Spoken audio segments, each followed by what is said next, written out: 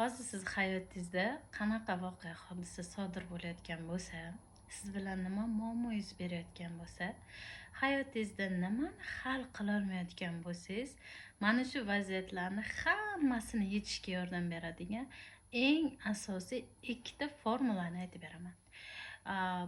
Mana shu hamma siz bilgan mutaxassislar, mana shu siz bilgan barcha ustozlar, barcha psixologlar, barcha kasb egalari mana shu ikkita formula asosida ishlaydi.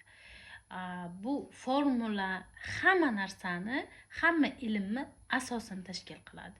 Ya'ni hayotingizdagi hal bo'lishi mumkin bo'lgan hamma vaziyatlarni faqat mana shu ikkita formulani yaxshi tushunib olganingizdagina o'zingiz hech qanaqa mutaxassislarsiz, hech qanaqa psixologlarsiz yecha oladigan holatga kelasiz. Buni birinchi formula, imkon bo'lsa yozib oling. Birinchi formula bu. Misol uchun hozir hayotingizda sizni turmush o'rtog'ingizni topadigan daromadi kam bo'lishi mumkin yoki o'zingiz topadigan daromad kam bo'lishi mumkin.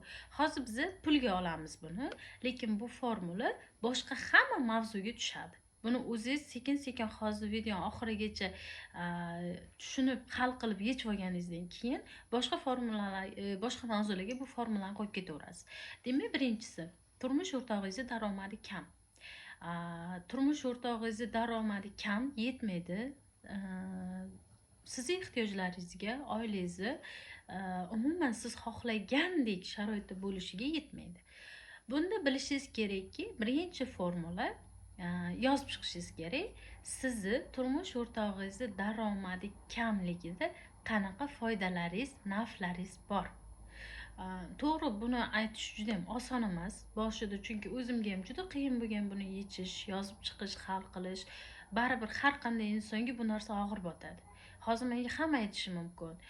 Qiziqmisiz, bizni turmush o'rtog'imizning daromadi ko'p bo'lishini, zo'r bo'lishini xohlaymiz. Biz qanaqa hozir daromadi kamligidan foydamiz bo'lishi mumkin deyishingiz mumkin-da. Lekin siz tushunishingiz kerakki, sizni mana shu hozir daromad oilangizga kam kirishida foydalaringiz bor. Buni men sizga yana ham oson, yana ham sodda bo'lishi uchun ikkita asosiy foydangizni aytib beraman. Deyarli bu 70-80% ayollarda bir xil chiqadi. Ba'zi bir ayollarga to'g'ri kelmasligi mumkin, deyarli ko'pchilikka to'g'ri keladiganini aytaman. Misol uchun, agar turmush o'rtog'ingizning daromadi riski 2 barobarga ko'tariladigan bo'lsa yoki umuman siz xohlagan summaga ko'tariladigan bo'lsa, yo'q, ko'tarilmaydigan bo'lsa, hozir kam daromad oladigan bo'lsa, sizni birinchi foydangiz bu turmush o'rtog'ingiz, qaynona qaynotangiz, bu turmush o'rtog'ingiz tomondagi qarindoshlaringiz va o'zingiz tomondagi sizga taalluqli bo'lgan insonlar orasida sabrli ayol, jabrdiyda ayol, bechora, toqati kuchli ayol, hamma narsaga ko'nadigan, qanoat qiladigan ayol degan nominatsiyalarni olish foydangiz bor. Tushunyapsizmi? Juda ham ajoyib kelin, yo'qdan bor qiladigan ayol, har qanday turmush o'rtog'ini vaziyatida ham tushunadigan, qabul qiladigan ayol degan nominatsiyalar turadi. Bu birinchi foydangiz. Bu deyarli juda ko'p ayollarda bir xil chiqadi. Men o'zimda ham bo'lgan bu foyda.